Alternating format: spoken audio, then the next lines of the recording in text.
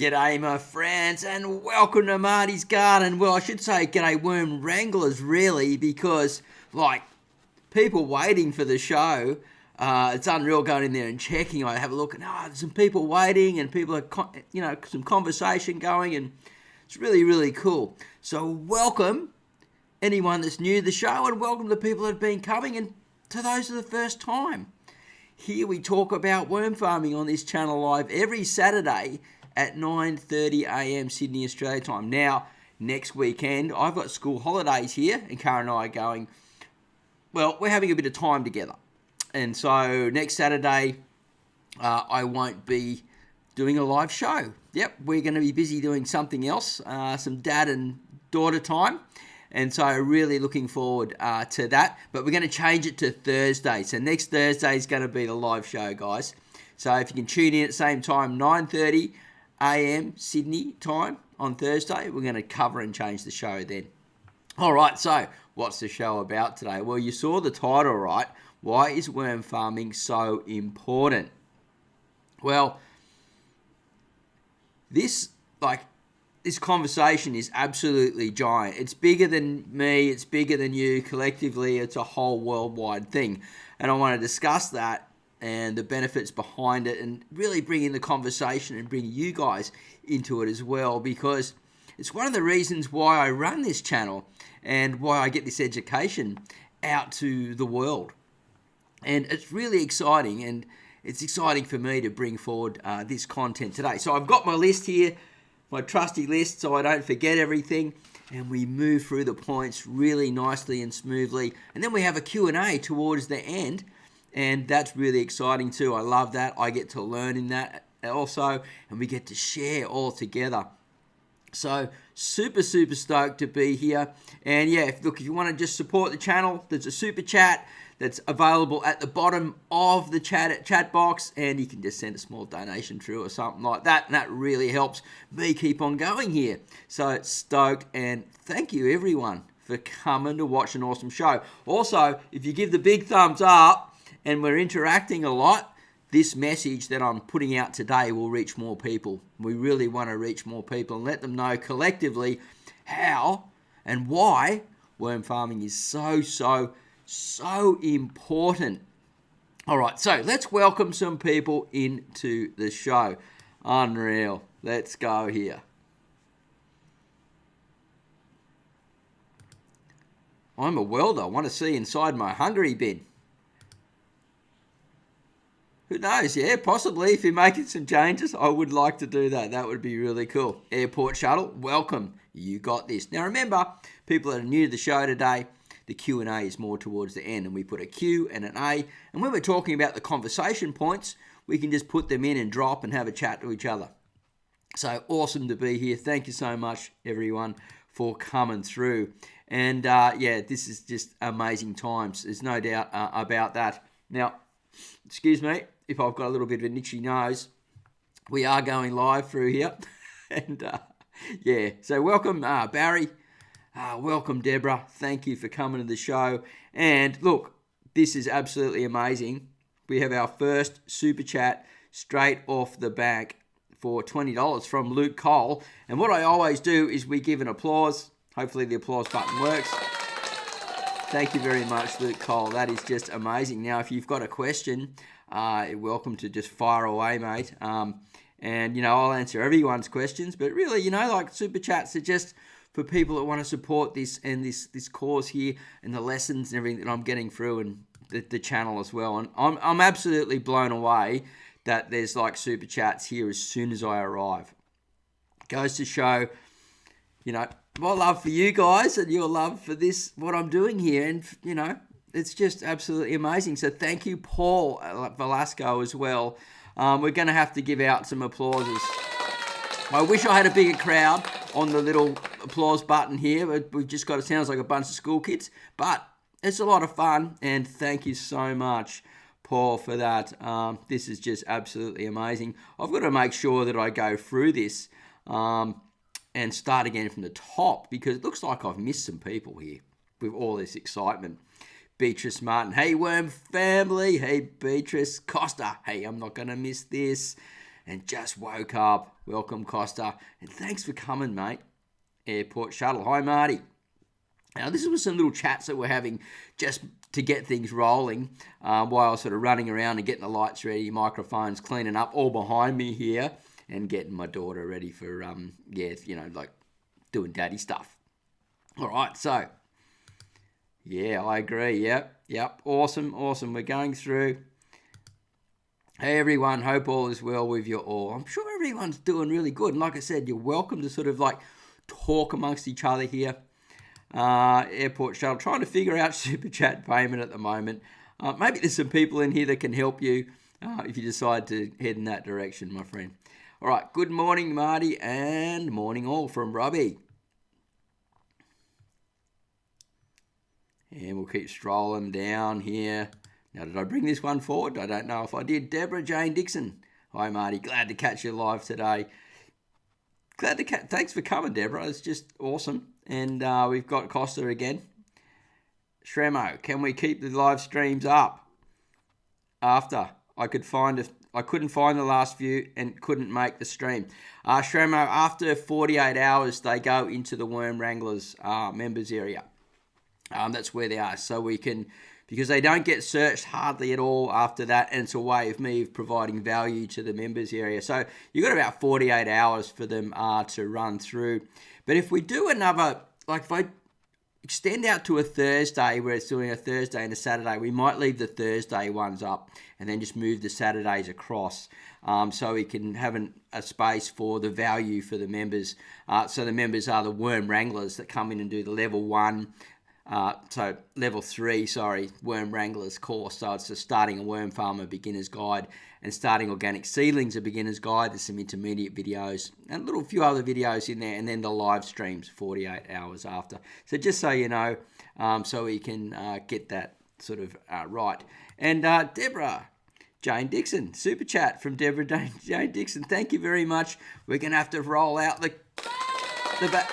fake audience again.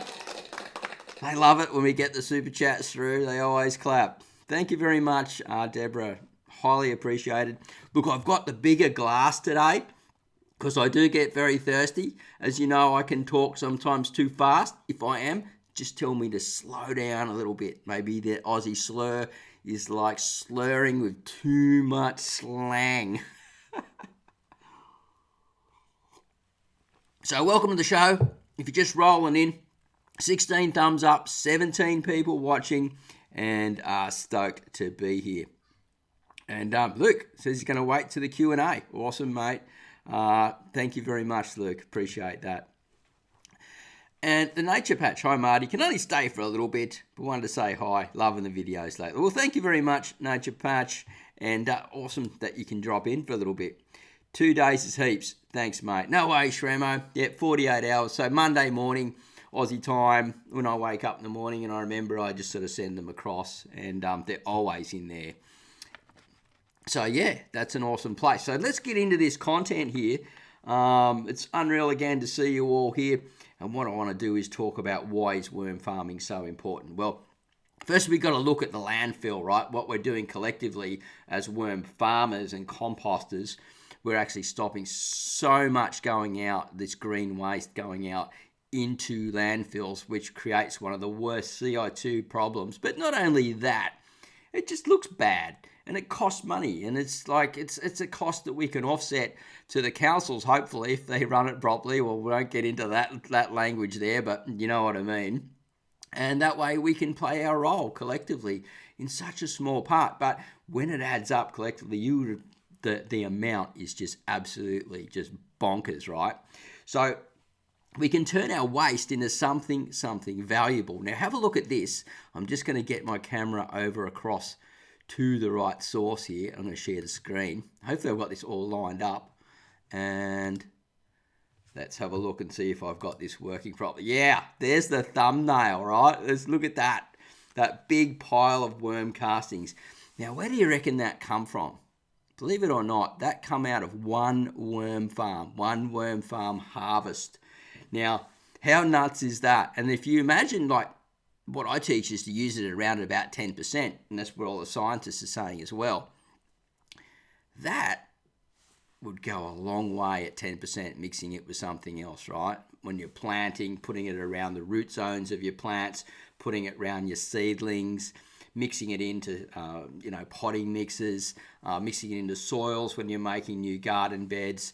And it lasts for 6 months as a slow release biofertilizer, letting out all the nutrients slowly. And it also stores a lot of moisture, and it extracts and contracts and expands with the weather, and slowly just leaches into the ground, and it also protects your roots from nematodes and things. So it's an amazing fertilizer, and there's so much waste being thrown out around the world, and that's what you can get just from one worm farm. Look at that. No wonder they call that black gold. I look really excited, don't I? Because the honest truth is, I really was, and I very rarely sort of get out and share that stuff. And I thought, I've got to start sharing this more. And so I thought that's a really good way to show that. So yeah, it's really exciting. And look, I've got a question here, right? This is an exercise for someone that wants to go into Google and do some research really quickly, someone in the community, to look at the amount of green waste in your country that goes off into landfills compared to other waste. We can bring in the percentage amount. That would be really awesome if someone can search that up, and maybe the comparison between others, and you'd be really surprised what it is. So someone, if they want to do that, that would be extremely welcome. So first, people that are new to this, like new worm wranglers that are here to learn, well, what is a worm farm? Well, it's a housing, right, that we can house our worm farms and then feed our organic waste to them and then turn it into something valuable. And they eat, at the best of times, half their weight in food, and, depending on the climate and the environment and the type of worms that we have and all that stuff. But either way, they're working hard and turning this waste into black gold and stopping it from going off to landfills. That's why the councils promote it so much. And at my place, we put out 2 bins a week. So one, it goes out the red bin, which is all our waste rubbish, and then the green bin goes out, and that goes out every week, the green bin. And the other bins go out for the recycling and the waste, alternately week to week. So they're getting more of green waste, and they're turning it into it's a sort of an okay, it's not really a fertilizer, it's a composty sort of mulch thing that they make here. And it's all right. It's better than just going straight into landfill, right? But we can take it even one step further, where they don't have to come and pick it up and turn it. And not every council is doing that. We have a council in Lismore up in the far north coast that does have big worm farms and converting all that material into waste, which is just amazing. But there isn't many councils that are doing that. So we have a housing that can go below the ground or into the ground, and we can feed our worms there, and they can go out and feed the gardens and self-fertilize all the gardens. We don't have to go out and buy any chemical fertilizers or any nasty toxins that are going to hurt the earth. And our plants will love us for it, and we can just feed our waste into there because everyone's eating. So all this organic material's got to go somewhere, right? Or we can house some worm farms in a DIY worm farm, or we can, store-bought purchase one. Anything from a hungry bin to a worm cafe. So I think it's a really good talking point. And I think another talking point that we need to go forward is, do we eventually move away from plastic worm farms and go into maybe wood worm farms eventually, or other materials that are sort of more recyclable or actually do break down? I know that wood isn't always the best way to go, but I don't know if plastics or even recycled plastics is the long-term future for worm farming. Just thinking way, way ahead. And I'd love to hear what you guys think about that. All right, so let's go back to our community here. Luke Cole, picked my first tomato yesterday, had a real cold spring, so my planting was a little late. Awesome, mate. You got to love that. Are you fertilizing with some worm castings and compost and things? And let us know the difference once you make that change, if you haven't already, or if you are doing that. There's so many benefits of using worm casting, such as you get a stronger cell wall. The plant actually produces a better sap flow because we got it, and the nutrients are going up and down the sap flow, and we got a stronger cell wall. You don't get aphid problems and pest attacks and different things are going to harm the plant. So we're actually protecting our plant much the same. So I'm interested to hear what you guys have got to say, anything to do with, landfills or the role that each and every one of us will play as an eco-warrior. If you want to start putting it in the comments, I'll start dragging it across, and then we'll keep moving through this content here. So where can we farm worms, right? Where can we farm worms is the next question, really. Well, houses, apartments, schools, offices, cafes, restaurants. Man, this needs to be moving out into these spaces.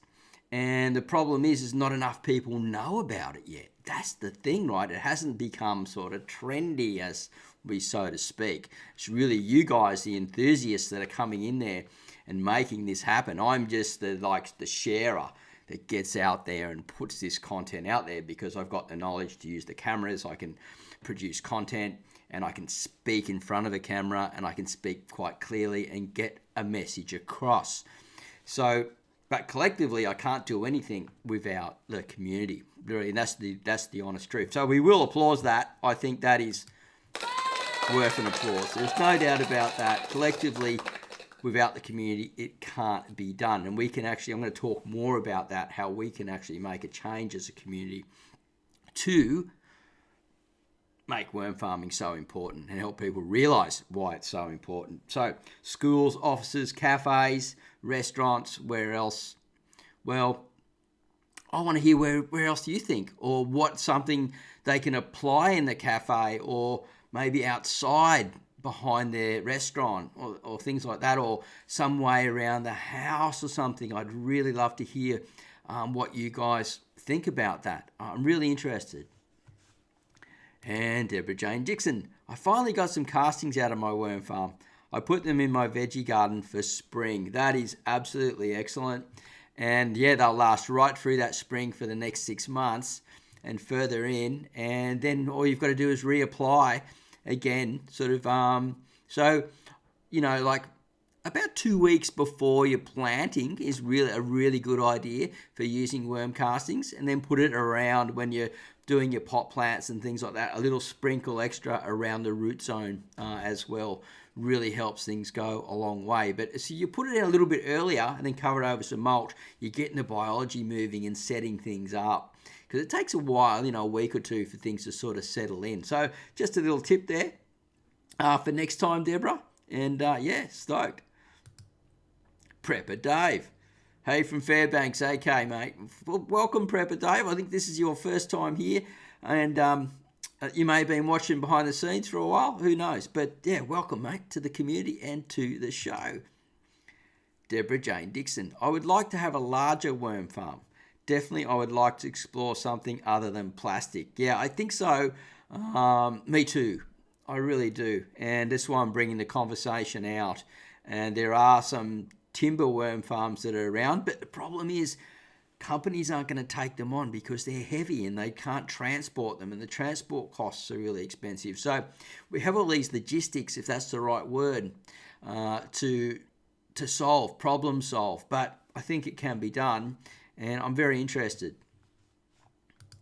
Thank you. You're very welcome. Let's keep moving. And so worms, cafes, restaurants, schools, all those type of places really could have worm farms, and sort of up to us really, the school and local cafes. So, hey, why don't you maybe do that? It might cut some costs for you guys. You can, all your coffee grounds, you could basically feed it into a worm bed, and then you've saved all that cost of having to go out the bin or get rid of it. Because I know a lot of cafes have a big problem with that material. Like, it's just, we're talking tons and tons and tons of it every day all around the place. So we can actually collect it and use it to feed our worms in our compost systems and spread it around the garden as well, and make an impact that way if you want to go that little bit further. All right, so I've got look, this is my YouTube cup that I got from YouTube for Earth Day, package-free glass cup. Has a lid on it normally. I don't know. I think it's like a rubber around the outside. And it's great that they're actually making this move towards this. Companies are heading in this direction, but they've got a lot of problems to solve to get there first, such as putting on their packaging saying compost this. Now, you'll see that quite often. And that'll open people's eyes to go, we can compost it. How about we take it even further and put it through a composting worm farm?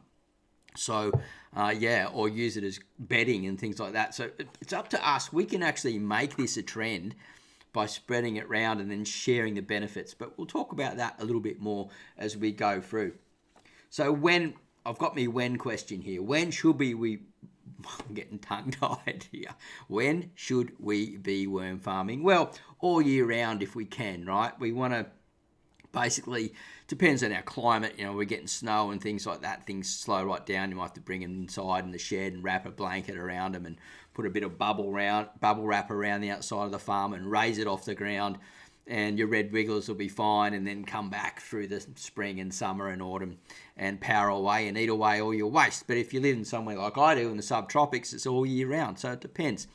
But, as best we can through the year, definitely. And where we live in the tropics, we may want to use something like an African nightcrawler as well. And then the good all-rounder is the red tiger. So, yeah, when? All year round if we can.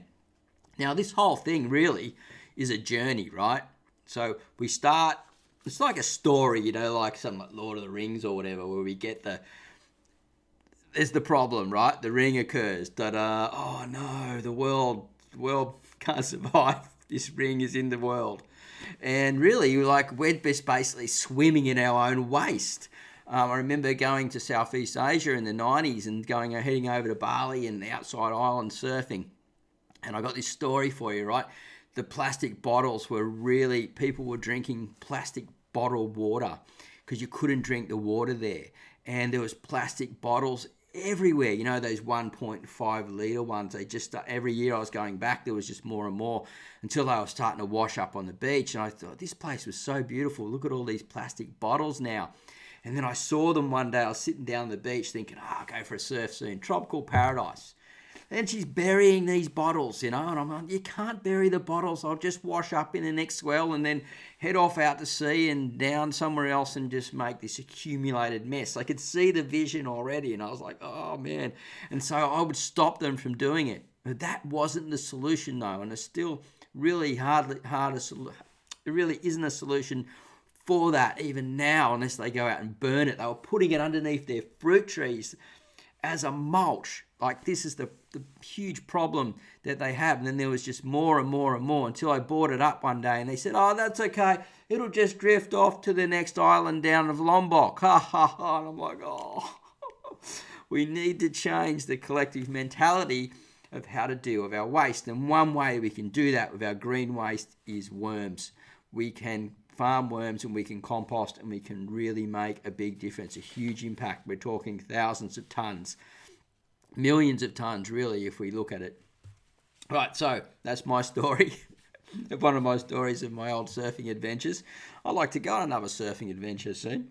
Anyway, so the journey, right? So we're talking about the ring. We've got to get the ring into the fire of doom. So, we can do that by creating our compost, beautifully feeding the worms to it and turning it into black gold. And what do we end up with? Voila, we end up with that. What can be better? Where else do you know where waste turns into something better than what it already was? Like when we recycle a bottle, we turn it into another bottle, or we turn it into a chair, or we turn it into a pen, or we turn it into another plastic recycled worm farm. But where can we turn into something that will actually become something that's so valuable? We need to eat food, and good quality healthy food. So I don't know, it's a hard one. If you can think of something else, I'd really love to hear where it can actually beat it. All right, so let's go back to the community here. And yeah, we'll keep moving through here because I don't want to miss anything. And got my carrots and lettuce going now. Unreal. Good on you, Costa. This is the first harvest is always a lot of fun. Luke Cole. I use castings to make worm tea when I put my plants in. I also have bins in the liquid that comes out of the bins. About to separate the two bins into 4. Yeah, and that's the other beauty of it, right? Is that we can work with scale. And when we get too many worms, then we can tell our neighbours, go, hey, I've got all these compost worms now, and they're doing this for me. They're removing and getting rid of all my waste and turning it into black gold. They go, what's black gold? Well, we just spread it on the garden. Look, have you got flowers out the front? Yeah, I got flowers out the front. Use that. Why go and buy something from Bunnings or one of these shops and, like when it's free? And they're going, oh, well, that sort of makes sense. It does. It really starts making sense when we think about it, right? Billy May, hey, Marty, I knew there was something I was meant to be doing, and it was tuning into your live vid. Hope you're well. Thanks, man. Yeah, stoked a bit that you're here, and awesome conversation, because it shows that people are getting a lot of value, entertainment, and they can take something away from a show like this and use it and turn it into something like black gold. So really cool. Barry Watler, I think large shopping centres should have a worm farm cum composting station for all food outlets, as they have large landscape garden areas and could reuse the material. 100%. There are some companies that do make these big sort of like flow through worm farms, and then they would need to sort of just teach the people that are doing the cleaning to pick up the waste and then move it into these systems. Obviously, if they got like a fast food one, there's too much grease and oil, maybe that can't be done. Maybe it can. I'm not so sure. But all they got to do is educate these people. And I'm sure the cost, the logistics of moving that waste out of these like big food centres would be absolutely massive. And I'm sure that each shop is paying their own section for it. So if it solves a problem and gets the cost down, and then the people, the landscapers, are then got to buy that material back from them, maybe that helps them run even. There's always these problems that we need to look at and see if we can find a solution and then make it even better. So that's why worm farming is so important. And we will see this happen. It's just a matter of speeding it up, right? That's what I'm trying to do, is sort of speed it up a bit. Your airport. Sorry, I'm a little bit stuttering today or catching my words because I'm just too excited. I need to have a drink of water. Take a breath of air and look at how many people are here. 26 people watching, 24 thumbs up. Thank you so much for getting into the chats, putting your conversation out there, sharing your thoughts, giving us a thumbs up so the YouTube algorithm goes, hey, this show must be red hot. We'll share it out to more people and I can spread the message, the benefits of worm farming and why it's so important. California rules and regulations are restricted. It's interesting. I only really sort of know a bit about Australia, but I know that we have some of the most gnarly rules in the world when it comes to Western, population. And even so much so where I think more so than some things in California.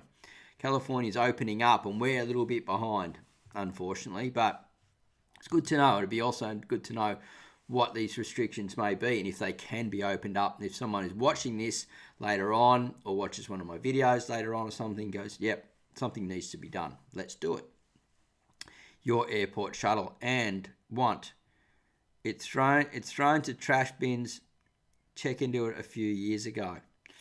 Yeah, I know. Most chains of groceries to compost at other sites. Yep. So I think that collectively it's going to change a little bit because once people get in and realise the logistics of moving it from place to place costs a lot more money. And, as we move over into electric vehicles and things like that, they're looking at the reason of why they're doing something and moving something. It changes the consciousness of why they're doing something.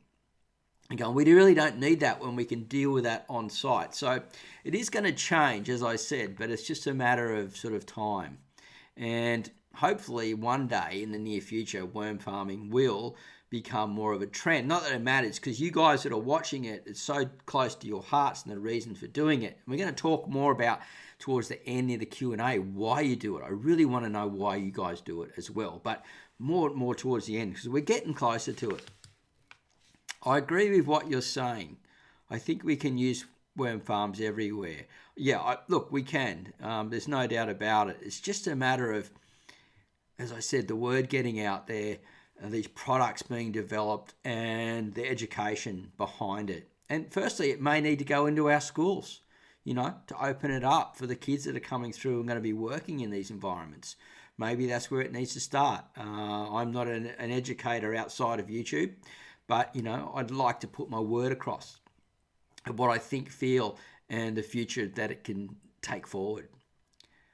Yeah, it's transported to other sites for compost. Pretty much here as well in my town, it is sort of composted, the green waste. Has anyone found out how much green waste goes out in your country compared to, say, like plastic waste and things like that? I think it's around about 65% is green waste compared to the other waste. And I think it's about 25% is plastics and things, and then there's a few other ones. LP, hey buddy, so glad I made it finally. Well, welcome, and it's great to have you here. LP, your airport shuffle, labour at $15 an hour. Yeah, right. So labour's much cheaper in the States, but I know you're getting some price hikes onto labour, so maybe that will change a bit as well. LP, universities as well as colleges. I think it would be awesome to see them working with worms. Yeah, like they have, where I have the TAFE where I studied agricultural business, they have organics and those things and horticulture and stuff, and hopefully they're moving those into the education systems and using them there on site because they have their own cafes and all that type of stuff.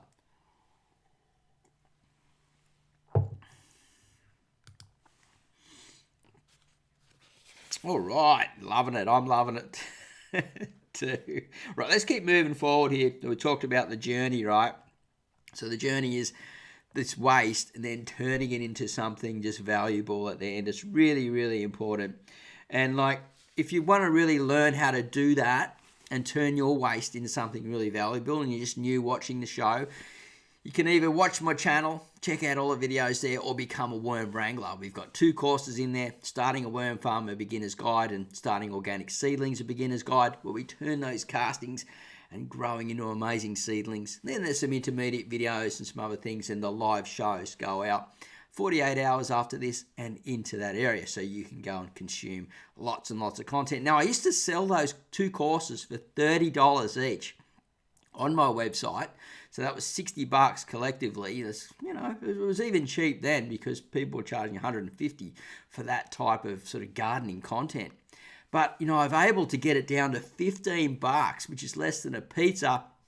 And you can consume it once, go in and just consume it, and then just finish up, or you can stay in and it's less than a pizza a month. So pretty good value, able to get it right down because YouTube offered me that members area, and so I'm saving you guys the money. I'm getting the support at the same time, which is absolutely amazing. Keeps this channel rolling, and there's value going out at both ends for you guys, for the really cheap, good value, for getting that training and having me as a coach, and also, hey, I get supported and can stay on this as a full-time YouTuber, which is absolutely just amazing, right? We're really working towards that. So stoked to be here. The journey is over on that page there, and we're moving into, so how do we get started? Well, we just need to start composting, housing worms, and finding ways to turn that organic waste into that awesome material, right? It's into that black gold. And, kitchen scraps, manures, prunings, and like even homestead waste, such as like manures from like different animals and things. Like there's horses and cows and chickens and ducks and all that. We can actually, if we're not using that and sort of just spreading it around, and say like in the chicken house or whatever, you can let it age a bit, then you can feed it to your worms. And, it's just amazing because some people feed their scraps or their chicken scraps to the chickens because that's originally what chickens were designed for before they become in little houses to poop out eggs for everyone. They were waste converters and turned that waste into something valuable for someone. And we can use the manure from the chickens. But just be a bit careful because it can be a bit hot at first and we need to be very careful. But it's a great manure for worms if we do it properly. So there's lots of things that we can do to keep changing over. And homesteads and small gardens and things can consider having small windrows, bigger composting systems. And at the end of the composting system, put the compost through the worms and turn it into something even better. Compost is great, but even the most famous horticulturists in the world who are into organics will agree that if you take that extra step, you're turning it into something even better. All right, so we've got our package-free cup here. Eco Waste Warriors, thank you so much for turning up on the show, and it really means a lot to me when you guys are here ready to watch the show, and people just start coming in and getting a lot of value out of it. We've got 24 people watching, 25 thumbs up, which is absolutely amazing. And as I'm watching the clock, it's gone 25 to 25. We're 35 minutes in. So we really need to move towards the Q&A very soon. We've gone a little bit further than what we normally do before the Q&A, right? So let's just get these out here because I don't want to miss any of these as they run through. I got a way we can cut back on landfill if we get our grass clippings and put them into a 50-litre barrel and fill up with water and leave it for 1 week and turn into fertilizer. Yeah, that is really good. And there's different sort of like ways of methods of things like that. To weeds, you can also put in weeds and things. You can put in grass clippings and all that. And we can soak the nitrogen out of it and then water it down. Then we can actually grab that material at the end cost of it, and we can still put that in the worm farms because we removed all that excess nitrogen heat that would heat up, such as things for grass and stuff. So thanks so much for sharing that. That is just awesome. So what's a homestead? Well, a homestead is somewhere where people are basically, they're living a bit more self-sufficient. They're growing their own food and, canning food up and preparing things for the seasons and stuff. It's more of a seasonal type of thing where they might be doing some pickles and different stuff, and they might have ducks and, maybe a cow, a very small small farm, and they're being more self-sufficient. I guess that's one way to put it. If anyone else wants to put across their version of what a homestead is, love to hear from you guys, because homesteading is more of an American thing than an Australian thing, but heaps of people in Australia do it. And it comes back from the word when people were moving onto the land, they would squat on it for a few years and then they could own it. And so they were homesteaders, I believe. That's where the history comes into it. Deborah Jane Dixon, our council supplies with multi-green bins. Perhaps instead they should supply worm farms instead and information on how to use them. I know that a lot of councils give discounts on worm farms, and there's companies out there now that are supplying the councils, then the councils are using that money to do that. So that is in the making. And I know that some councils do employ people like me to speak about worm farming. And so those options are there. I just haven't reached out to our local council yet. I think I'll make that step when I leave my little part-time job to cover some of the costs and really move into worm farming and see what I can do around the councils and local areas. And maybe I do speak at garden centres and different places, clubs and that, about worm farming, and it really does help. It makes a big impact. Man, I missed it. You didn't miss it. We're still here. It's Costa Leotta. It's where you garden at home, but a bit more bigger. Yeah. And then just turning things into efficiency. Someone else is chatting in here. Produces 4 cubic feet of veggies, produces 1 cubic feet of vermi. Is that what we're saying here? 4 to 1, something like that. Could be close to that. Don't really know the exact amounts, but yeah, that's good to know. In Arizona, the US city will give you a compost bin. So yeah, we've got much the same. So we have a green waste bin. They come every week and pick it up and process it and turn it into something, which is, it's valuable. It's not as good as what I see as home composted stuff. They pasteurize it. So it's heat processed and stuff. So a lot of the microbial and good bacteria is taken out of it. And it just turns into this sort of like an organic flake, I guess, that holds some nutrients. But yeah, is what it is. All right, so just time to mention, if you want to support the channel a little bit, there is a super chat button at the bottom of the chat box, and you can send a little bit of money through if you wish to do so. And it's always extremely appreciated. Thank you everyone that's done that so far. We are getting very close to the Q&A right at this very moment. Our council currently gives a $70 rebate on worm farms. Now that is really cool, man. And you're in Australia, and we know that, Barry. I just don't know whereabouts you are and what town you are. That's pretty cool. Thanks, Marty. Have to head off now. No worries, Deborah. Have you got a question that you would like to ask before you have to leave? Because you've been waiting so patiently for a Q&A. If you have a question, please fire away, and I will answer it for you if you don't have anything that you would like to give, or come back and watch the rest of the show later. All right, so I'm just looking at here where we're up to. So businesses could chase grants and develop new products and industries. So I think there's still something huge out there for this. I'm looking at developing some types of worm farms, different things, trying to maybe get some sort of like my name onto a few different worm farms and some designs, but I don't really know how to do it. It's all very, very new to me, but I believe it can be done, and the dream's there. And so, I'm trying to do it. And, it's just a matter of talking with these companies, but everything's about money, right? So it's not real easy to do, but we will get there. Shramo. Some councils here will give you a rebate or even a worm farm or compost box.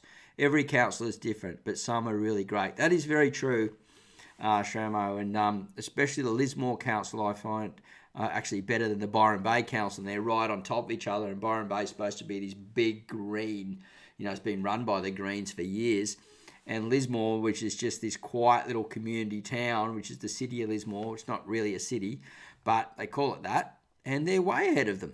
It's just amazing. 18Bs, PNW is getting hit with 130 degrees days in the next 2 days. I'll be running the superfine misting nestle to keep it cool in the garden. Yeah, good idea. So the more you mist, it's better to mist often and not water deep at that time. So deep watering in the evening and then a light misting every few hours. The plants transpire in the heat, and if they can't get the water up from the root zone out through their leaves, that's when they burn and die, right? So just keep that light misting on there. Great tip for anyone that's going to go through anything like that. Right, so we're almost to the Q&A, guys, and just before we go to the Q&A, I just want to talk about how you guys can help with this. Well, I've got my notes down here, and I said when you've got some spare worms, give your neighbours some worms, maybe help them set up a DIY worm farm, and then they can look at it and go, I really like that. Maybe I'll upgrade to a better worm farm, and then start moving forward. And that way you can help set them up. You can bring it up in conversation as well when they're talking about eco things, or talking about zero waste, or talking about gardening, or little problems that they may have. It can come up in conversation. It's actually a pretty good conversation, and you'd be surprised. Most people will be interested because they see these products on shelves, but they just don't know what to do or how to take the step forward. They don't even know places like this exist where they can come and learn about worm farming and collectively come together as a community and share their experiences and their knowledge here on a day like Saturday morning at 9:30. Remember, we're changing it to Thursday 9:30 because I'm doing something with my daughter next weekend. And it's very important, so unfortunately we won't be here next weekend, but the weekend after we will be. So changing over to Thursday, if you didn't hear that at the beginning of the show, Thursday 9:30 a.m. Thursday, Sydney, Australia time. All right. So my reach can only go so far, right? So by you guys talking about other people, helping other people set up worm farms, letting them know about this channel, let them know about the Worm Wranglers members area and all the support that they can actually have to get it through and get it done and make a change. And then they can actually, instead of going, well, we've got all this, so let's have a look at this again. I love bringing this up. This, you can turn that, all that waste into this. Now, how cool is that? It's just like absolutely mind-boggling what we can do. And could you imagine like the volumes of, say, like a university or something like that, where they've got the big cafe going out, and they're really getting in more into good fresh foods and things like that. So it means that they've got this waste that can actually go out and then turn into like their worm farm, maybe fill up a huge big vat of something like that. And then it could be actually sold on, or it could be used in the grounds. And so, yeah, we can definitely make a change. There is no doubt about that. So what I want to know now is, why do you worm farm, right? And you can fire away with the Q&A as well. Happy to do that. First, let's give you all applause for hanging in this long and sharing and caring and being involved. You guys rock. It's unreal. You've made it to this show, and you help make this show what it is. Otherwise, I'd be standing here just talking to myself and going, what's going on? This would be mighty boring, wouldn't it? I've done that right at the beginning stages. I've had 2 or 3 many years ago. You just keep plugging away. And, yeah, we're praying for that day when more people start learning about worm farming. So let's keep moving through here. Lismore is very progressive. Byron is Hollywood progressive. I totally agree, because I spent 20 years in Byron Bay. I spent most of my life there for quite a long time. And, yeah, Lismore is much more progressive. And I think we can really follow like that Lismore sort of, like, if people want to look at models, it's a good place to look at it. Candy Crush Addict. Hey, Marty. Hey, Candy Crush. Welcome to be here all the way from WA. Luke Cole. I have beetles eating my beans. Can you recommend a treatment? Beetles. That's a gnarly one, dude. What type of beetles are they? Generally, what can happen if there's too much nitrogen moving up and through the system, they could be going for eating the leaf for the nitrogen in there. Are they an aphid, a tiny little black thing? If they are, or are they big? I'd really like to know, get a bit more information on them. But generally, what we like to do in those situations, if we've got an imbalance in the garden somewhere, there'll be a reason why the beetle's there. We've got to look at how we can rebalance it, so there's some type of animal that will come in, some type of predator that may eat them.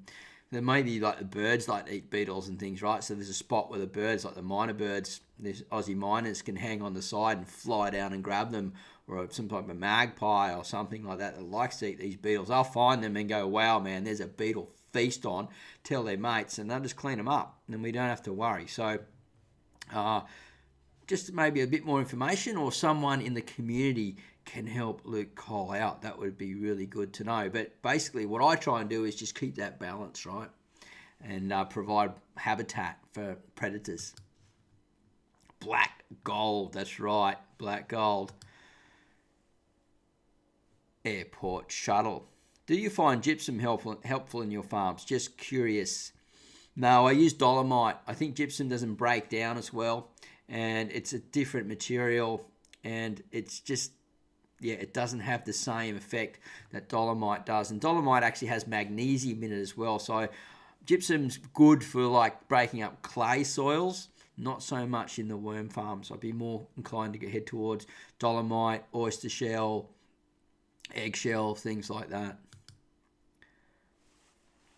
Costa Leot, nice. Black gold got me harvested a couple of days ago. Unreal. That's like, it's exciting, isn't it, when you do that? And yeah, thanks for sharing that. And hopefully, you'll keep it going, and then there'll be more coming. You'll just get better at it. And as your worms expand, you'll have more compost until eventually you've got more than you need, and you can do something else with that, sort of like that scale, such as hand some worms over to a friend, or some people even sell them like I do and sell compost and things like that.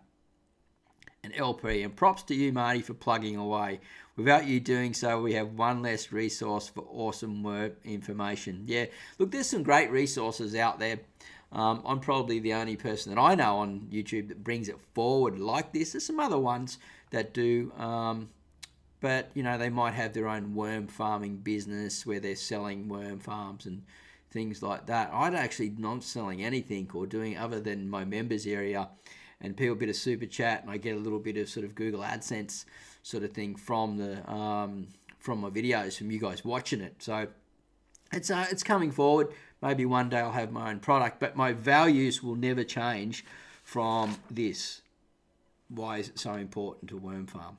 This is my value set. This is why I do it, and for myself to be able to grow these amazing gardens and prepare soils and teach people to make a collective change. And I'm lucky that I can sort of like hang on the borderline edge of making a living now, just sort of thing, So I appreciate everyone that's coming in and supporting, and super chats, and, in the Worm Wranglers and all that. It's you guys that make it what it is. Lisa, I worm farm for black gold for plants and the environment. I just love keeping worms. So yeah, two reasons. So I'd class you as an enthusiast, right? And this is what I want to know also is like, I'm asking you, why do you farm worms? Well, I want to know, are you an enthusiast? So are you doing it as a hobby just for worm farming? Or do you, like Lisa, do it for both? I'd really like to know, and I'm sure the community would love to know also. So please share that, and we're going to start bringing that across. And if you've got any Q&A questions, happy to answer them. Right, we are now at 18 people watching, 29 thumbs up. Thank you everyone for coming and watching the show. It's absolutely unreal. And, oh yes, and for the environment. So we got 3 here, for the black gold, for the environment, and she loves keeping worms. I nearly forgot that one. Sorry, Lisa. I love these 209 million year old creatures. Oh, they're awesome. Worms are awesome, there's no doubt about it. And we don't know enough about them. We need to learn more. LP and props to, we got that one. Just gave my worms a banana that went bad. Yeah, man, see, that's what we're talking about, removing that waste. And like potassium, man. Banana's full of potassium, so we're improving our worm castings at the same time. And, you know, plants love potassium. Big green beetles. I think they're called Japanese beetles. This is going to be a tricky one, Luke. For a quick thing, you might need to, if you want to do it quickly, you might need to just go get some white oil. Perethrum and white oil. I never really promote sprays because I don't use them any organics or anyone. If I get a bad problem with plants, I just remove that plant. I just don't grow it anymore. I just grow what's successful and what creates habitat, and then I get results from. But we need to try these things, and if you want to do something, maybe get some pyrethrum white oil and give them a little hit with that. Try not to spray any of the other area though, because it's still a poison, right? So you're still going to affect other insects and things. And it could offset the balance in your garden. So you just need to make that choice, mate. Barry Watler. I only started worm farming about 18 months ago. Lost my job prior to COVID, so started volunteering at a community garden and worm farming. Yeah, so, there's another thing. So, would you class yourself now as an enthusiast, or is it for the gardening side, or for the environment side, or is it all 3, Barry? I'd love to know. Do you feel like you're falling in towards, as you're doing it more into that enthusiast of worm farming? I think so, because you're coming here to the show, and maybe people don't realise that they're actually doing it as a hobby enthusiast and what the reasons they're doing it for. So that's why we're trying to dig in deeper here, and why is worm farming so important, and why are we doing it? And we can really think about it. And I can inspire you and teach you and help you what I know, and then collectively as a community knows, and really make things happen quickly. We got a question here from Costa Liotta. Question: these little ants keep getting in my worm farm. I put tins under the legs of the farm and filled up with water, still getting in. How can I stop it? I reckon there could be like a branch coming off a wall or something like that, or there could be like a little tree hanging down or another way in. They're very clever ants. So that's without me looking. I remember one day we had this tree, and it was a big fruit tree, and these ants were farming scale in there. And we'd done everything to sort of stop them from coming up the trunk, where they were coming up the trunk. And then there was a branch that was touching somewhere else. They figured out how to get from that other spot all the way over to that other branch and then come across and then get in. So it could be another way that they're getting in, or there's some that are just left over. So look at the tracks and trails that they have. You can put sticky tape, double-sided tape around areas. That will stop them. And if you just keep the moisture locked in there, they may go away, and more than they could possibly be. They found a little spot in the worm farm where the water's not getting in. There's a dry spot, and they found a little hollow there somehow, and they've created a little nest. So That's about all I can come up with at the moment without looking at it. The reasons, a bit like the doctor diagnosing something. You know, well, what's wrong? Well, I got a bit of a sniffle. I got a bit of a hot head. Oh, you got a bit of a fever. I got headaches. Oh, it looks like you just got a flu. So it's sort of like I got to break things down and see and look at all the possibilities of what that is. And so my guess is really they're finding another way in. Shramo. I worm farm to responsibly get rid of waste, but one of the more surprising benefits has been their connection to the garden and the mindfulness I get from being around these amazing creatures. Yeah, and I think that the more that we do it, Shramo, the more we do get connected and we start learning how to use this material and farm these guys for the benefit of them, because they benefit from us as well, right? And we benefit from them. We end up having this sort of like relationship with these worms that we're farming, and then they're going, hey, well, we'll just give you this black gold. You can use that now. And it's just amazing. So thank you so much, Shramo, for sharing that. It's something that it's hard to put into words, that type of emotion, but you've come across and really filled that spot quite well. Barry Watler, definitely all three. Keen on what we do now. Yeah, that's awesome. It really is awesome. And have you thought about why you're worm farming yourself and why you're doing it and why you've started doing it, or what? You know, like maybe you're here and you're just here to learn. You're just ready to learn. You want to get started. Then I want to know that as well. Maybe you're only new to this and that question hasn't really hit the relevance with you yet. And so I'd like to know that as well. 56 minutes in and 34 seconds, 23 people watching and 32 thumbs up. I think we went to 35 was the most watching at one time last week, and it was 24 the week before. Now, I know that topics change. People are more interested in some topics than others. This is really an enthusiast topic, right? For those that are really interested in the future of worm farming and why it's so important and where it can go from now and how we can make a change and how it makes us feel emotionally and attached to what we're doing, and then looking at it going, where's our result? Where's our end thing that we get out of this? And then how can we actually share that so others get the same experience? And collectively, like, as I said, we're swimming in our own waste, and we can actually make this change. And just by more people being here and arriving here and coming to check it out shows that that is very possible. LP, do you think a worm bin can be too deep? I think if we have, like example, night crawlers, they like to sort of go up more vertical and then horizontal and feed. They can handle a deeper worm bin. Now, I've got my biggest worm farms ever, right?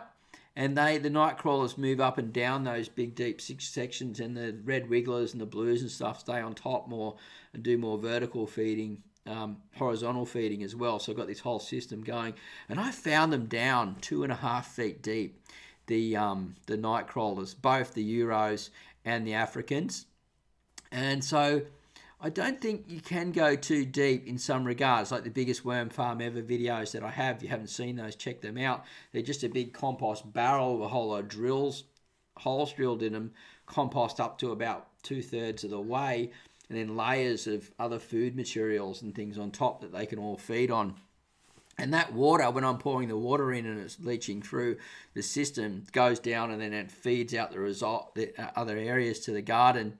And it's definitely not too deep because it just depends on where they want to be, right? So the red wigglers will stay in the top foot sort of thing. And if I've got a lot of material, maybe 1.5 feet, but it's all fluffy and light. And then most of the time when they're heavily feeding the top few inches, they're just going nuts. But all that nutrient's still running down through. And so I don't think they can be too deep. It just depends on what we want to do and the results we want to achieve. But when we're farming in just, say, a black plastic worm farm, we go too deep and we go to collect it. It can be backbreaking. And that's when we can really hurt ourselves. So in some farms, I would say don't go too deep, because when you go to lift it up, man, it's killer. It's so heavy. And I make that mistake all the time, even today, because I get too excited and start putting too much in. So great question, LP. Really good question. LP, I worm farm because I think it's fascinating. I love using worms to compost my waste, especially because they create a compact product that is packed full of nutrients.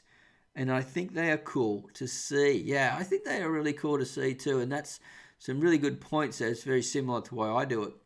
And I want to know, like, if you watch other channels, if you're watching the channels and what you get out of those other channels where they're just diving into the worm farms and they're feeding the systems and they're showing how they're feeding it the next day after, and their worm farm vlogs. I don't really do that so much. Maybe I should do that. If you'd like to see that, let me know if you're watching the rerun or in the comments. That would be really cool.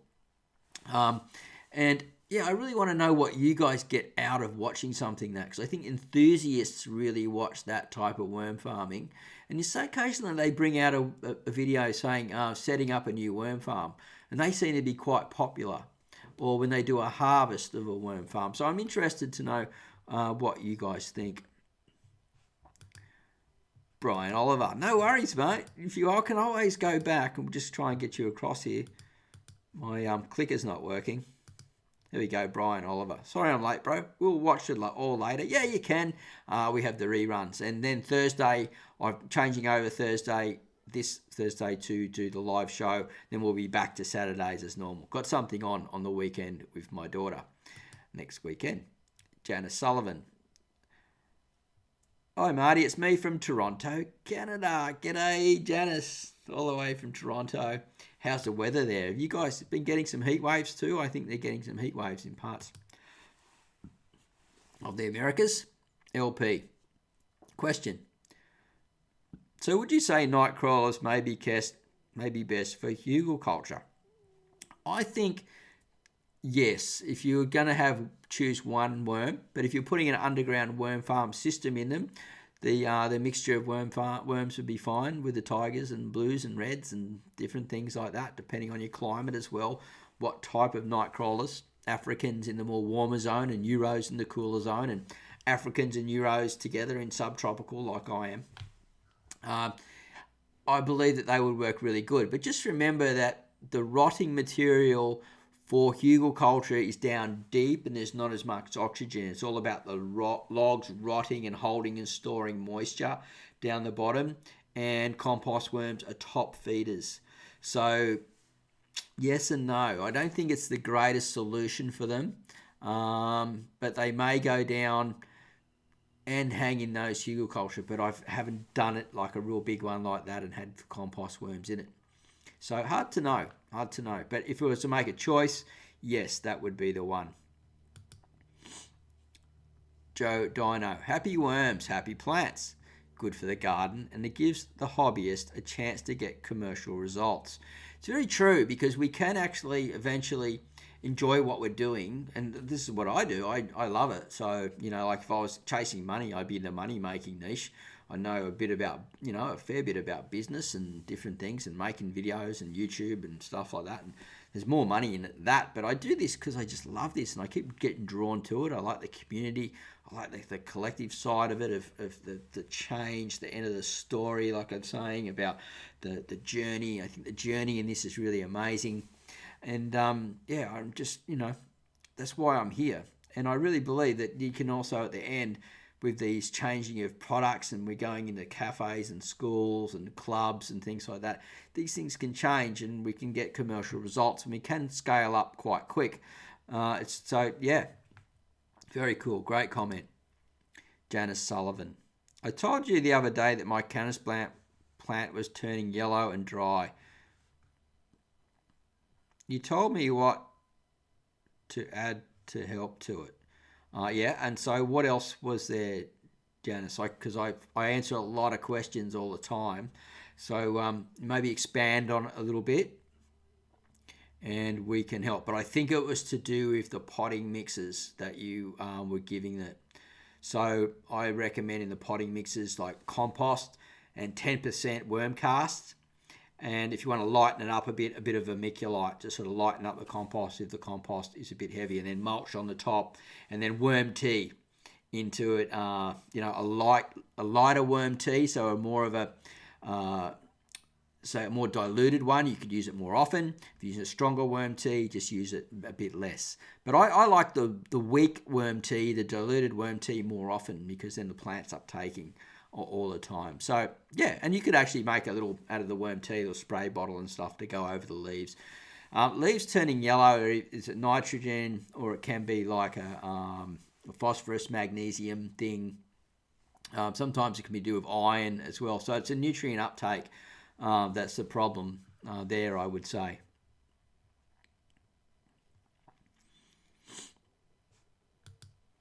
I keep hitting the wrong button and sending to fast. I got a pH meter. It's at 7.5, almost 8. I'm sure you have a cheap, simple way to fix that. Yeah, just a bit of dolomite in some water. I think that would probably fix that.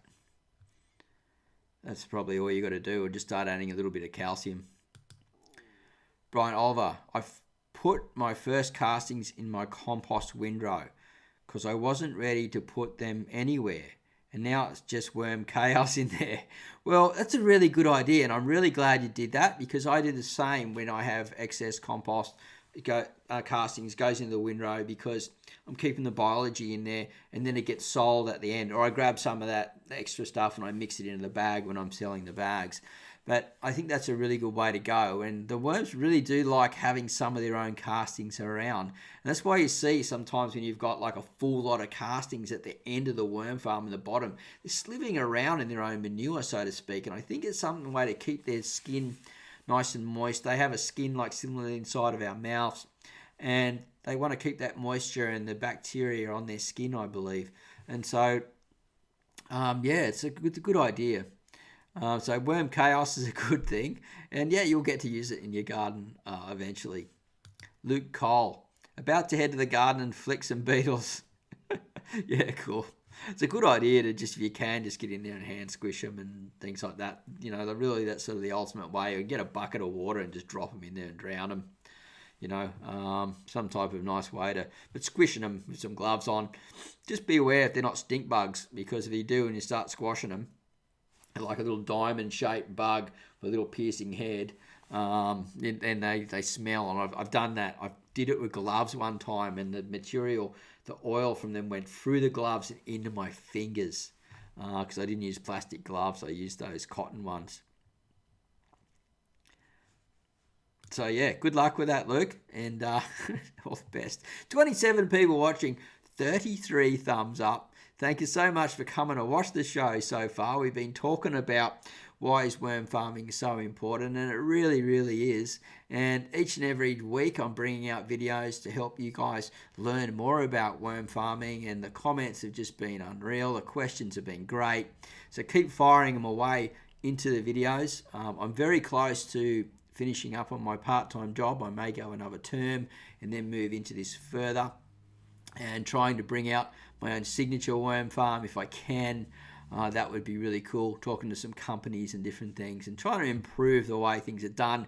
I'm really interested in whether we should move away from plastics just towards more recycled plastics. I know the worm farmers companies are using recycled plastics now. They're looking at the way they're packaging their boxes and different things.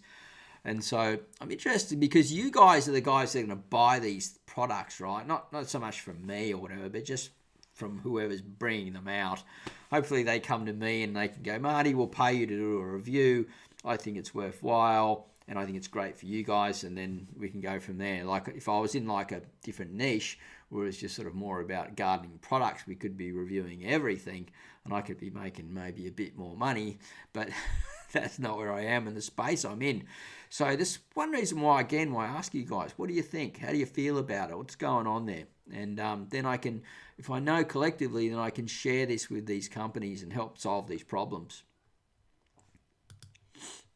LP, thanks for that point about oxygen. My beds are only 12 to 16 inches down.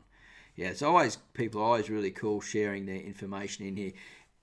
You Airport Shuttle, you're the best. Well, you're probably better, but thank you very much for mentioning that. I really do appreciate it. If you've got any more Q&As, we are at 1 hour and 9 minutes left, 24 people watching, 34 thumbs up. I'm sure out of the 24 people watching, there must be someone wanting to ask something there. Remember, no question is stupid. We all start somewhere, right? And we need to start somewhere and then be in the middle of somewhere and then get a little bit better at something. And then we just slowly master it over time. And when we get to that point of when we're nearly mastering, then we should be sharing what we have. I really believe that. And that way we can make a change. And I'm speaking with some companies on LinkedIn at the moment to do with places in Guatemala and different things. I'm reaching out to people that are sort of involved in these third world nation, building these micro farms, and maybe even talking with farmers that are just setting up, that don't have any cash flow and things like that want to develop these products to sell out and to do with worm farming if I can help. So yeah, it's really going along, and hopefully we get into a few of those companies. I might even be doing some one-on-ones with someone from Guatemala, just my own time, going, yeah, we should do this, and help them move through, because I've developed all these systems now for developing nations where they can actually start worm farming and have basically zero cost other than just their own waste that's lying around and their own time, and then getting hold of the compost worms and then growing these amazing plants with it. Like, I have this dream of like every sort of farm should eventually have a windrow, and then they should be getting, when they're going through and pruning all their trees, so their macadamia trees or whatever, it goes into their windrow. Then they have these systems put in place, and then they come along and they just get their machinery and just harvest it all and then just spread it out. And they've created this enclosed loop on their farms. And we're so far behind in this stuff. It's outrageous. And we can start learning these little tiny systems as we are in our own homes as well, by having this little worm farm, grabbing our waste, chopping up our stuff, putting it in the freezer, getting it out, feeding it to the worms, watching them all, and then growing, and we learn to love them more and build this relationship with them, as people have been saying, and then turning into black gold. And so it doesn't matter so much about scale. It's just, we can do it from a small place. As I was saying, why is worm farming so important? As a community, we're all doing it in our homes. We're making probably a bigger impact than, say, a big university or whatever, because collectively we only see a small amount. But when we add it all together, it's absolutely massive. Like the amounts of worm castings that I'm making here now on my place. And on such a small space, it's amazing. And then I can actually turn it into a product that goes out the end of my backyard and gets sold to customers. And the plants that they grow, they're just so happy. And then their friends ask them, well, how did you do that? And they just go, we're just using Marty's compost. And they go, how do you do that? Well, I'm farming the worm. I'm making the compost. I'm farming the worms. The worms move through it at the end, and then I harvest it, collect it, and give it to you. Oh, yeah, what are you using? Oh, I'm using mushroom compost. I'm using wood chip, wood leaves, some coffee grounds, and some cow manure. I'm blending it all over. I'm turning it and then feeding the system. And then I'm bagging it at the end of the day. And then it's going out. And you're putting it in the garden, growing organic food and chemical-free food that's really healthy and not attacked by pests and stuff so much, because it's so healthy. And then you get to eat that. And then you taste that and go, oh, that tastes so much better than store-bought. And then all of a sudden you're eating more of it. You're feeling healthier and more vibrant. The list goes on and on. There's so many benefits to it, right? It's just like we could go on for weeks talking about this stuff. Really and truly could. Right, so let's see if we've got some more things going on here. I like watching worm videos. I do like variety of content, but it's really interesting to watch how other people run their farms and what works and what doesn't. Makes me feel like a worm club. Hey, thanks for sharing that, LP. It gives me a deeper thought on how people think and what they feel and why they watch it. So I really do appreciate that. And the variety of content and how different people are doing it. It interests me as well. Knowledge isn't knowledge until it's shared. Very much so, Shremo. That's why it's got to get out there. Akeem Gonzalez. Question. Gases from bell peppers killed some of my worms. What would be best? Don't feed them bell peppers anymore. That would be best. And I don't know if it's gases from that. It might be something else. Or you've just given them way too much. Excuse me, a little bit of a hiccup there. I've heard that the thing is, I don't grow many sort of peppers and things like that.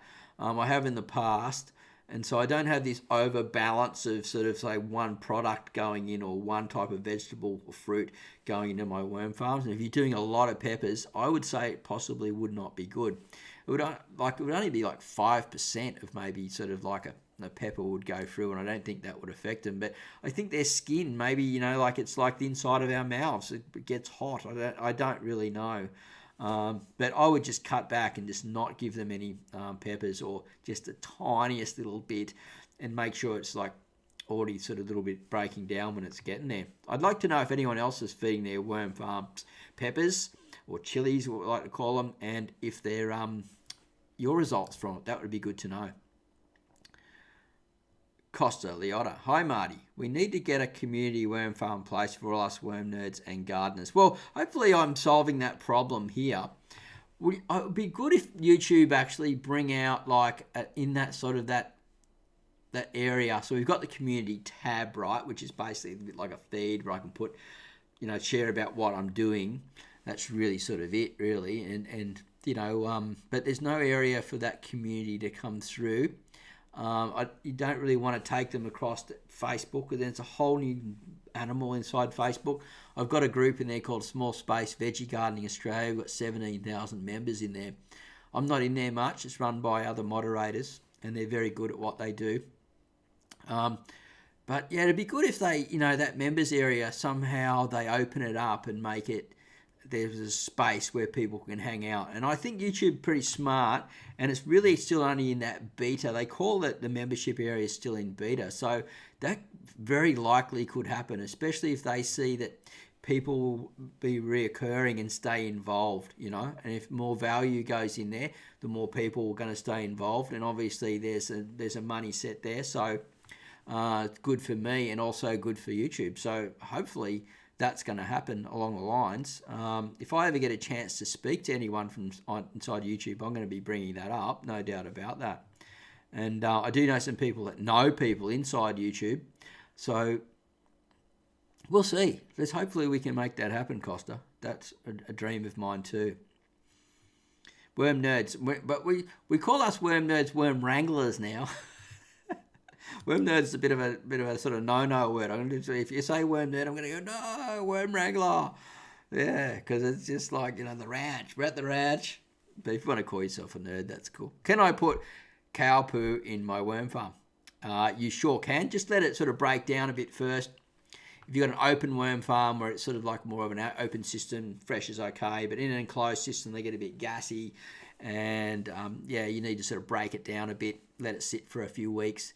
Or if it's really dry when you pick it up, then yeah, but just don't add it too fresh to the worm farm. You can add it fresh, like in a big bathtub where it's open and the sort of gases get through and it's deeper and it's sort of breaking down through. But in the small plastic worm farms, I recommend you sort of like separate it a bit, let it dry, and then break it up as much as you can, and then add it to the worm farm a bit later. Money for you. Hopefully that answers your question. If you've got another one, fire away. Costa Liotta. I love how we're a community of worm nerds. And me too, man. There's people out, and there's, it's good reason for it. We're actually, what we're doing is actually making a change, So yeah, it's awesome. I feed bell peppers from time to time with other foods and haven't run into problems. Okay, that's good to share. I have, like I said, I don't do a lot of it, so I think it's like anything. If you overdo it, it could just create problems. Like even if you added too much bananas, I could imagine it wouldn't so much get hot, but it just gets sloppy mess, and then other things would turn up, and you just create problems. So it's really good to just have a good mixture of a wide array of foods, right? I think that's really important. So thanks, LP, for sharing that. Right, we've been 1 hour and 18 minutes, 21 people watching, 35 thumbs up. We've had a great lesson and a great talk, and hasn't so much been a how-to on this one. But remember, we're back on Thursday, 9:30 a.m, because I'm busy on the weekend with my daughter that next weekend for the school holidays. And then we'll be back the weekend after, no problem. So, and if things go well on the Thursday, I'm going to be looking at running another live show on Thursday. And what would be really cool, like I do talk about things in the future, and I don't sort of always want to mention it, because if I don't come through with it, everyone's going to go, oh. But it'd be really cool if I could get another camera set up. We could actually somehow in the live show look down into the worm farms. That would be really cool. I don't know if I can pull that off, but who knows? Maybe I can, and it could be very possible. Australasian worm, grey worm. No, I haven't, LP. I haven't heard of that. But octo means 8. And I don't know what Lasian is in Latin. So I'll explain more before we head off, because we're going to finish up soon. We've got 19 people here still, and people are starting to slowly leave. They're getting bored because there's not much value left in the show. But we've had 35 thumbs up, and we've had a pretty good show. And if you're interested, you've been watching, you come in late, and you want to know the reason of why worm farming is so important, go back and watch the reruns through and listen to the show, and then share in the comments box down below anything that I've sort of brought up and discussed, and I will get back to you and answer your questions for sure. I haven't heard of the Australasian worm. But octo means 8. Lasian is like lesion or something like that, maybe. I found some in my yard and wanted to use them for composting, but they escape artists. Maybe, like some of those worms, they like to travel. They don't want you to keep them in there. And hey, I feel like that too sometimes. You want it to escape, don't you? All right, so we've got 21 people still here, 35 thumbs up. Looks like we're over with the Q&A for today. You guys start saying goodbye to each other inside the show. We've had a really good one so far.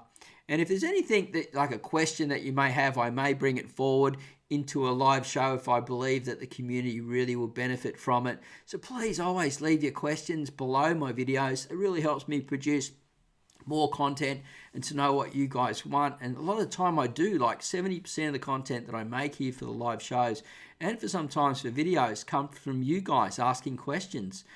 So yeah, that's really cool. LP, I moved a wooden pallet that had been breaking down. There were dozens or so of these worms. I thought it might be the jumping worms, but after a long time research, I learned they were composters. Really interesting. Be good to know the Latin name for them, LP. If you can find that out and let us know, that would be really cool. If not for this show, but maybe another one. Janice Sullivan, if I didn't use all of it, maybe. To do with the potting mix. Yeah, I think, like I said before, I did mention sort of a mix, and I think that's sort of the way to go. That's how I would be doing it. I think it's just the cheapest option to go. Hopefully I've helped in some way there, Janice. LP, maybe want to try composting with other local worms, but haven't heard of anyone working outside of the main composting worms. Yeah, me neither. But like I said, this is really, we're really treading on the beginning. Even though 2014 was the biggest spike, and when we had like composting worms and composting and organics and all that really took a big run. And then it slowly just went down from there. And I don't know why. I'm still trying to figure that out. But I feel that sort of like now with this whole movement of the way things are moving and people's mindsets are changing, and then companies, people, the value of dollar is only being spent on, say, a product that maybe has come in a box that you can recycle the box, and that they're worried about how these people are transporting the product from end to end and things like that. And if you look at these big companies that are working on these things, they're recognizing that now. So collectively, like I said, like on the box, it's going to, you're going to compost, please compost this box. And even some of them, they say don't recycle it. They say compost it. So it's happening. It's just a matter of time. But yeah, there are other worms around for sure, and we will find out about them in time. And as people be honest, there's not a lot of people doing this stuff. So it's people like you and I that come up with this. And so please keep us in the loop. Find out more about these worms. And if you know about any other worms that maybe will do something similar. Costa Liotta, I had this green wheelie bin and I just filled it up with grass. And over a couple of months, I dug around it in and resized. There's worms in there, lots and lots of worms. Yeah, they really love grass when it's not hot and it's broken down. It's got a really good nutrient in there for them. And I believe the bacteria, because the nitrogen, once the nitrogen sort of broken down a bit, that bacteria really sort of works hard and feeds on that nitrogen. And then the worms are chasing that, and then the fungi and different things. So it's really grass is really much bigger than you think. And some of the savannas through Africa and things like that, where the grass has grown up to about 4 feet high, 6 feet high, 3 feet high, and it's turning over itself and reproducing, and it just hasn't go fallow then grass, and it's some of the most fertile land in the world. And so grass is extremely fertile, and because some of the grass roots go down very, very deep as well. So they're bringing that subsoil mineral down from down very deep back to the surface, and then bringing it back to the surface again. And so the grasses that crawl along the top wouldn't be as nutrient dense as a deep rooted grass. And when we actually are growing our lawns and we're improving our soils, the deeper we get our soil structure profile when the water's coming in, and so that we've got these worm casting and compost in our soil profiles, the water holds down much deeper. Instead of having a shallow profile, the roots will go down deeper, and that stuff that's going down and getting lost is being brought up to the surface. We mow our lawn, then we throw it in the bin and take it away, right? So we've taken away all that nutrient again, so then we've got to throw more on top again. But when we're actually creating these recycled closed loops, is what I teach to agriculturists that are on farms and things like that to find ways to do this. We're not taking away our nutrient. And when we can value add to it by, again, having a certain part of it with worm farming, we can then bring that up into a higher level and keep that on our places. So, as I said, in a small scale, it's much the same, and doing something like a wheelie bin like that with the grasses really does help. And you might want to next time get some cardboard and rip it up as well and sort of fluff it up and make it a bit lighter, and you'll find that it'll probably get even better, or some way to just lighten up the material or turn it a little bit every now and again. And I'd love to hear how that goes, Costa, because people want to hear this stuff. This is why they're here. And so thank you very much for sharing it. Oh, I knew you'd come through, LP. Octolacin is their Latin name. I don't know the species either. Oh man, this is hard to say. Tertium or Cyanium. Okay. Interesting, very interesting. If I get a chance and I find some information on it, I may even look into it. I'm pretty busy at the moment, but yeah, it's really interesting. Janice Sullivan. I'm making tea. And I don't know why the first part of the question didn't send. Oh, maybe. I don't know why either. But yeah, make a lighter tea and just add it more often. Plants like cannabis need to dry out a bit from time to time, so don't keep them too moist all the time as well. And look at how the hydroponic guys are doing it, and how often they're feeding their systems with water. And you could do something pretty much the same. I think they have a flush. So in hydroponics, the big beds, they have like these flush ones, so it flushes through and it sits all in the cocoa fibre and then drains out and goes again. And maybe 4 flushes a day, like for tomatoes and things like that. So be interesting to know, but you have to add it weaker than stronger. Brian Oliver. My bedding is made out of horse manure, mushroom compost, and sugarcane mulch. They seem to be really happy. Should I feed them scraps? It's been a couple of weeks.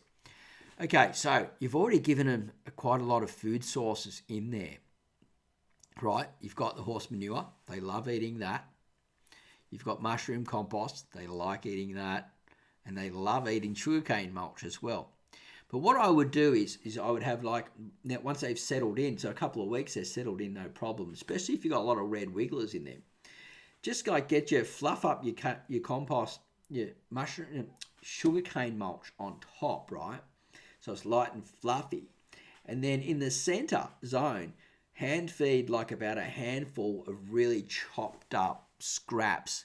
So, and then they'll start eating and consuming on that, and they'll have another food source. So they'll go through and eat the bedding. And then because you've got really good bedding in there that they eat, wait until the food's nearly all gone and then add some more food. And that's pretty much what I do because I want them eating and chewing through the bedding at the same time. So yeah, great bedding. That'll make a really fertile Really fertile casting. And just remember to add a bit of dolomite or eggshell for the grit, because they need that in their stomach to grind up the food and to process that through into a really good worm casting. So maybe some eggshell grit, oyster grit, some dolomite, something like that, and just crush it up as small as you can. Thanks for sharing that, Brian. LP, would be awesome to have even more localized native species if possible. I think so. Like if you can find a local native worm to your area that's a composting worm, it's just going to perform at its optimum peak.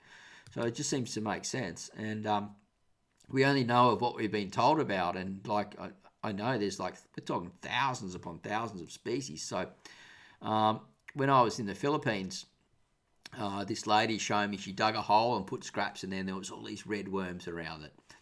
And they were eating the compost in the hole. And then she would just grab that and then feed that to her plants. And so she had this hole that was just a compost pit, basically. It was a worm farm. And she goes, you watch how quickly they turn up. They turned up in 2 days. They were there. And so the material started rotting. Usually about 2 days, fresh material starts the bacteria to get on it. They were there. And it blew me out. And then the next day there was more and more and more. And she'd just dig a hole, another one a week later and stuff. And we're running these trials. So I was there for 3 weeks, growing microgreens and testing for worm farming and different things. And yeah, I don't know. These were these red things, and they were compost worms. And so I'm very interested as well to find out more about these.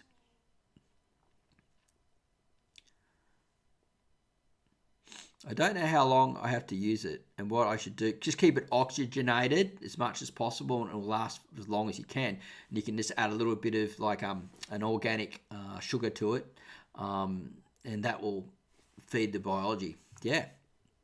Have a look more into sort of making the worm tea. Some good videos in here on YouTube about that. Some really good guys doing it. LP. I'll find the link to this cool worm ID chart and share it with you sometime. I think octolasians are found in the US and UK, but I don't know where else. Okay. Thank you very much, LP. I look forward to that. Russell Bublitz. Do you live in New Zealand? I live in New South Wales, and I'm in the subtropical area near a small town called Port Macquarie, so about 3-4 hours north of Sydney. Yeah. So, if you're asking LP, sorry. But anyway, that's where I live. No, I'm Midwest USA, LP. Costa Leota. Yeah, it's going great, Marty. Thanks for asking. It's actually filled up with so much casting, sort of like a hungry bin, I guess. Look, you can use them pretty similar to like hungry bins. You can sort of chop a vat off down the bottom and all that. The only thing, the hungry bin, it goes down more like that. So, but the problem with that is the compressor's too much. I like the idea of them falling down, it's having a lid and just pulling it out at the bottom like those big, like basically compost systems do. And the bottom section just folds out down the bottom. You just cut it out on a couple of hinges and then just pull it out, you know. You have a couple of bars at the top if you want to sort of stop that through. But I don't really think you really have to do that. I think that's a bit of overkill putting the bars in there. But you can, like, I actually like it myself, just cutting the bottom out and letting this just touch the soil. That's how I prefer to do it myself. Then I don't have to deal with water and waste and liquid and things getting hot and not draining away and all that. And it's feeding, because I like feeding the surrounding soil around me. And, you know, the worms moving in and out into windrows and moving up other worm farms and all that type of stuff. But I know everyone can't do it like that. But, you know, you can cut the base out of them and just sit them straight on the ground. Or bury them into the ground a little bit, maybe even better if you want to keep it insulated, because the ground keeps a more even temperature. Russell Bublitz. The ones I have locally are Lubricus terrestris and Lubricus rubilis. They can be used, but the temperatures must remain below 55 degrees Fahrenheit. Actolaceum lacteum may be similar. Oh, thank you so much for sharing that. They definitely would have temperature variations. I think it's only really the red wiggler that I know, the tiger worm, that performs in an optimum from very low to quite high.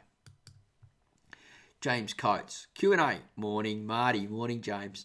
I'm having problems with my worm farming being too wet.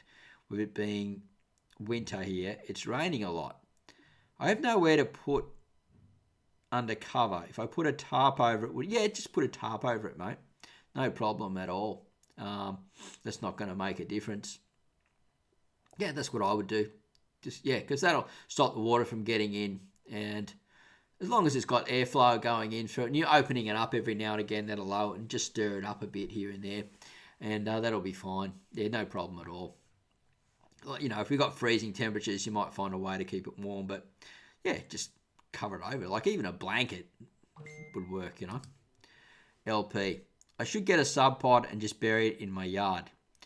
Put food waste and wait for the worms. Like you said, that woman did. Would be awesome to see who shows up. I'll just read this again. I should get a sub pod and just bury it in my yard. Yeah, well, it's a good way to worm farm. They keep a more even temperature. It just runs through, and you don't have to worry about lots of things. And it feeds your worm. It feeds your garden. And put waste in it and wait for the worms. So if they're around there, like you said, LP, you could just make your own. You don't have to buy a sub pod. Sub pods are good because they've got a lot of ways for the animals to get in. But you could just make your own if you want to save the money. But if you want to buy a sub pod, underneath my sub pod video, there's a link there, and I am an affiliate now for that company. So yeah, if you want to buy one, please buy one through my link if you don't mind. But yeah, that would be interesting to see which ones show up. And I'm going to be doing some, when I go back to the Philippines, as soon as COVID opens up, yeah, I'll be running some trials and things like that myself. LP. Russell Bublitz. Those special species ring a bell. Interesting, it must remain below 50 degrees Fahrenheit. So in the ground, that would be the best way to keep those ones. Like what you said, you should, like some type of sub pod.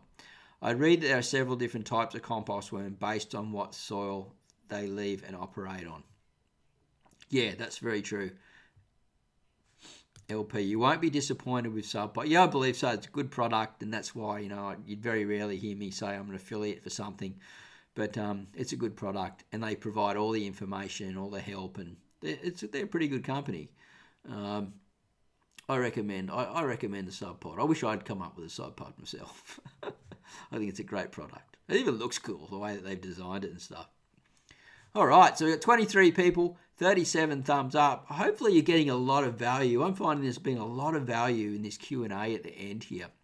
Really so much great knowledge being passed through and questions about and problems solved. And if we solve problems during these Q&As, other people are going to be watching the show and the reruns, and, you know, for the first 48 hours it's up on the channel and then goes into the Worm Wranglers Level 3 members area. And then people that are like really interested in that, they will go through, who are the enthusiasts and want to really learn a lot, will go through and watch those videos in there. They're stored in there over time. Britt Kitchell, one of my worm farms is near our hot water surface during the winter. Another next to the kitchen grey water outlet. Worms love it. Yeah, sounds like a good place to put them. The hot water service just radiates a nice amount of heat out, and next to a grey water pipe, for sure, they love that extra moisture. So thank you very much, Brett, for sharing that. You know, things like that really help people and helps people sort of think about it. In winter, it's a good spot to put your worm farm inside next to the hot water system, because it just radiates a nice slow warmth of heat out there, and sometimes just a few degrees can make such a big difference. I'll just get a quick drink of water here. 25 people watching, 40 thumbs up. That is just amazing. I think we might have done 50. I don't know how many thumbs up we did last week, but it was quite a few. And we, you know, people really enjoyed the show. And hopefully you're enjoying this show, my friends. Right, 1 hour, 38 minutes. This is the longest show I think I've ever run here on the channel, but you guys are just firing away. I filled the cup up a little bit higher, and so we're getting close. When I start running out of water and my voice is going, then yeah.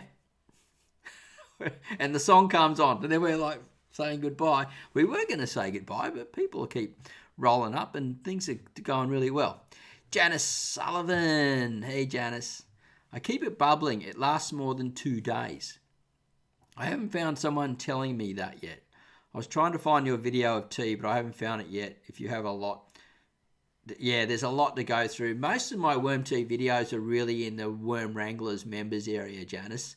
I cover that a lot more deeply, but I make them really simple, and they're just 1 to 2 minute videos, really.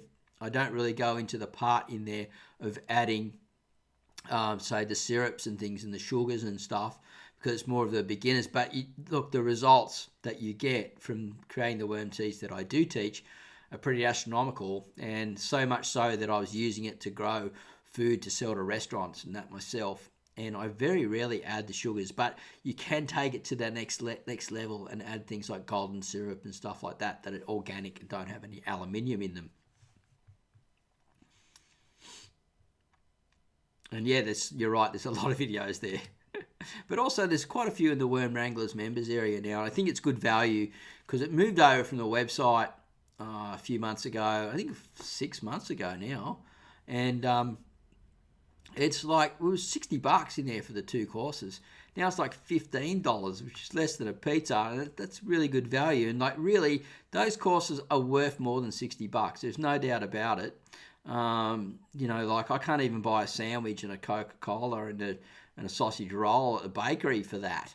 I'll take my daughter out for lunch for half of that, you know. So the value is there, and what you can do long term, and the education that you can take long term, and the money that you save by learning all the tips, techniques, and tricks, and management for the farms is lifetime. You have it for life, and you can always go back and watch them again if you forget something. How long does worm pea last for in 2 litre bottles? Does it go off? Shake, shake, shake. Shake, shake, shake. This is the song I say. Shake your booty. Shake your booty. Oxygen, oxygen, oxygen. Shake it up, shake it up, shake it. Or then I've shake it up, shake it up. I love all those songs. I know I'm going a bit nuts, but I've been talking for like 1 hour and 40 minutes. So I'm about to lose it sooner or later, right? But yeah, oxygen is the key. So if you can keep it oxygenated, I've got a little bubbler. It runs off a little solar pump, and I just I just turn it on in the day for about half a day most days, and then just turn it on again next day, and then I just water it and I refill it up again a bit more and turn it on. And I think it cost me $10 for that little solar pump. It's just a little fish, little fish one that just runs off a little solar thing, and it's great, yeah, and it works great because when you're putting oxygen in it, it smashes up all the molecules, and then it oxygenates it when you feed it the plants. The plants' roots can uptake it much quicker. So a little bit of a secret there for that. And if I've missed anything, please let me know and just get back to me. But if you don't use it 24 hours, you need to use it within that period. And if you put molasses in it, it's the same. You've got to keep oxygenating it to keep feeding the system. Lisa's heading off. Have a good week, Worm Wranglers. Have a good week, Lisa. Right, I'm going to head off too, guys. I am dying here. 1 hour and 42 minutes. And it's getting close. It's 11:15 here, my time. So start saying goodbye to everyone, please. We've answered a lot of questions. We've had a lot of value go through this show. And it's just been amazing. And what I'll do is, as you're saying goodbye to your mates and saying goodbye to me, and whenever I'll start rolling it into the questions down below down here, so everyone can see it and they see and then get a part of saying goodbye. And we'll be back on Thursday. Remember, there's a bit of a change this week, 9:30 a.m. Sydney, Australia time.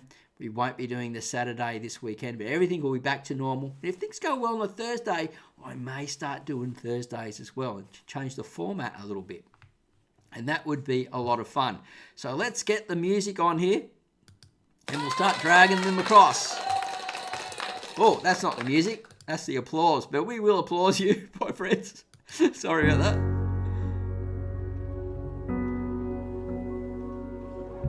You.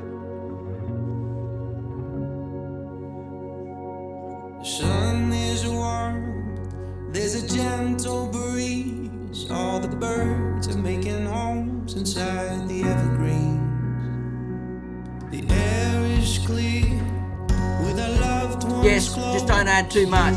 Little tiny bit. Every star without a Small amounts.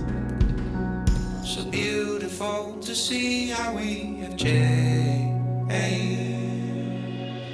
Thanks everyone for the super chats too. Woo. You know Appreciate you and your support. everything we've lost comes home again, and I will grab onto your arm a little stronger than we were Give Ranger a thumbs up.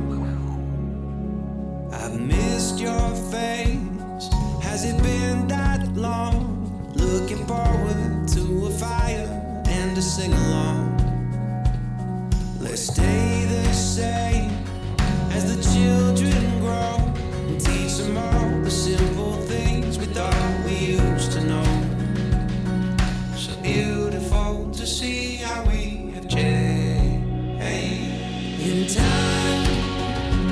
You know everything we've lost comes home.